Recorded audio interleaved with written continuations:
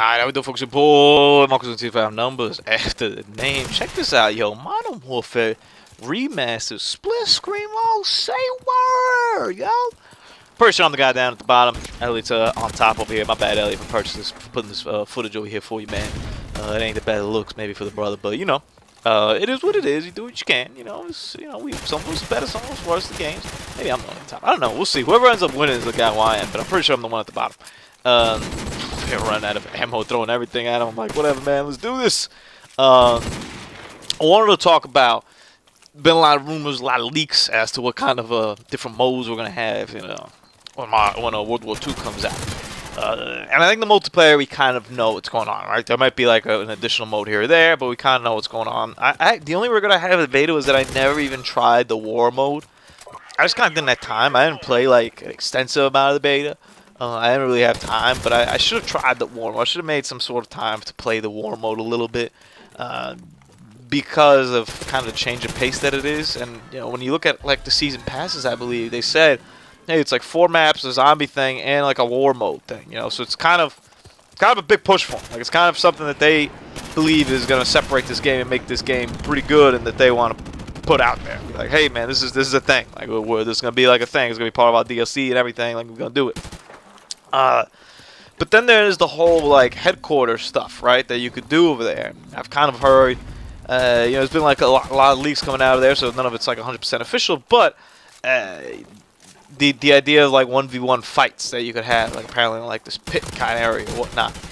Very curious to see what that looked like. I'm very curious to see what the headquarters looks like at all. At the beginning, when I kind of heard about the headquarters, you know, centralized hub, whatever, I kind of compared it to like Destiny Tower, and I was like, I don't really need that in my life. And I still kind of feel that way. Like I don't really, it's definitely not something I need. I'm cool with just kind of going to a menu and picking it. Just, you know, put the menus make them look a little bit better so I can get through them and whatnot.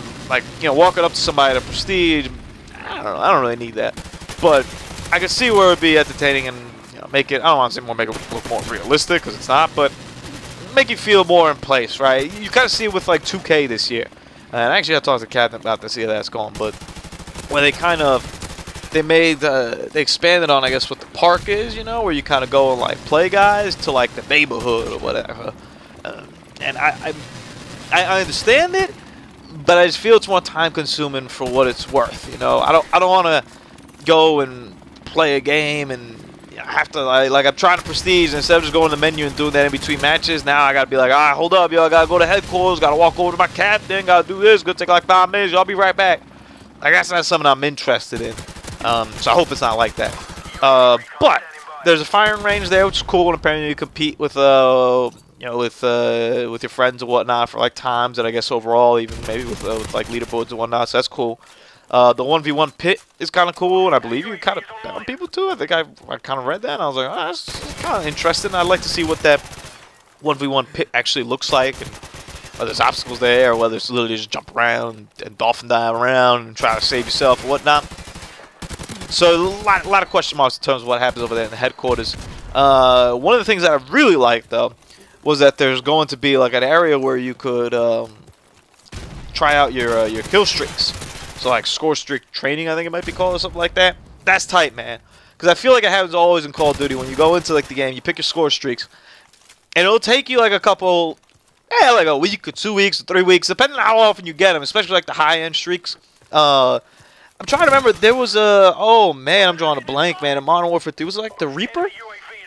Reaper missile, there was some missiles, right, that you could shoot off this thing, off a plane, and you could curve them into buildings or whatnot. Reaper kind of sounds familiar.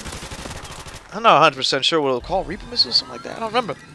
But it wasn't AC-130, it was like a little bit after that, kill streak maybe after, maybe right before, but maybe, I think it's after.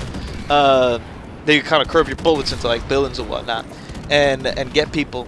And it wasn't the most difficult thing to use, but it was something that you had to kind of get comfortable using. And, you know, you'd have to get like 8 kills in a game until you get there. So you don't really have the time to build up that muscle memory as to how to use it. And then you get pissed, right? If you get like a big kill streak and you don't fully know how to use it properly, and then you just blow it, it sucks. Like, it's not a good feeling. And you end up doing that a couple times until you figure it out.